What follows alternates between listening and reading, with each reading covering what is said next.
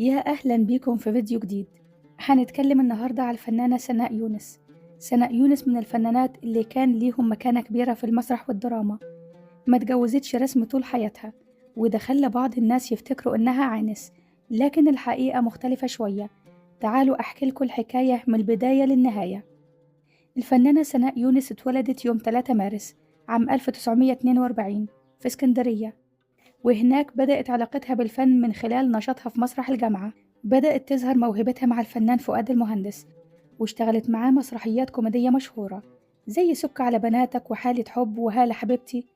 أما بالنسبة للسينما اشتغلت أكتر من 40 فيلم، كان أبرزهم فيلم حمام الملاطيلي وجنون الشباب وسر للغاية وحد السيف والجوع وإضراب الشحاتين وجواز بقرار جمهوري وأحلام عمرنا وغيرهم. وشاركت في أعمال مع المخرج العالمي يوسف شاهين زي فيلم اليوم السادس والمصير وفيلم الغضب. وكان آخر أفلامها السينمائية فيلم حرب إيطاليا مع أحمد السقا. أما في التلفزيون فهي قدمت أعمال كتيرة، منها ضمير أبلة حكمت والزوجة أول من يعلم والدم والنار والوصية وناس وناس وكيد النساء. آخر أعمالها التلفزيونية كانت مسلسل الحور العين، إخراج نجدة أنظور، بالإضافة إلى العميل 1001. حصلت الفنانة سناء يونس على أفضل دور ثاني في مهرجان الإسكندرية سنة 1992 عن دورها في فيلم الفضيحة. كانت بداية علاقتها بمحمود المليجي لما اشتغلوا سوا في مسلسل ظلال السنين، وبعدها المسرحية الشهيرة عيب يا أنسة.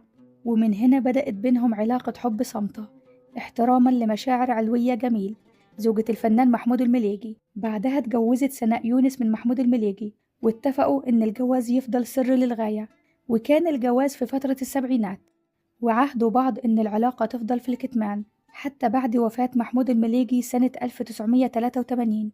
فضلت سناء يونس مخبية السر ده.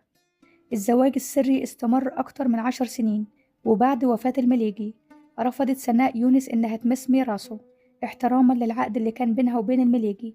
والناقد الفني طارق الشناوي أكد الموضوع ده وقال إن سناء طلبت منه عدم نشر الحوار اللي كشف فيه عن الزواج حتى بعد وفاة المليجي، لأنها ما كانتش عاوزة تعمل مشاكل وتجرح مشاعر علوية.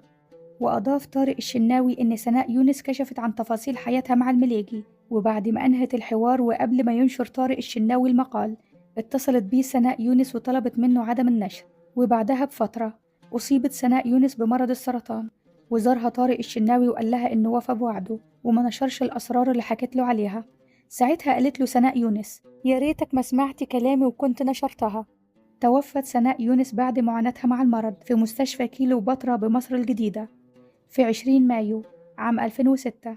الفنانة سناء يونس بالرغم إنها كانت بتضحك جمهورها بخفة دمها وأعمالها المميزة، إلا إنها تحملت ظلم الزواج السري والمعاناة مع المرض. لو كملت الفيديو لحد هنا بتمنى تعمل إعجاب للفيديو وتشترك في القناة وتضغط على زرار الجرس علشان يوصلك كل جديد.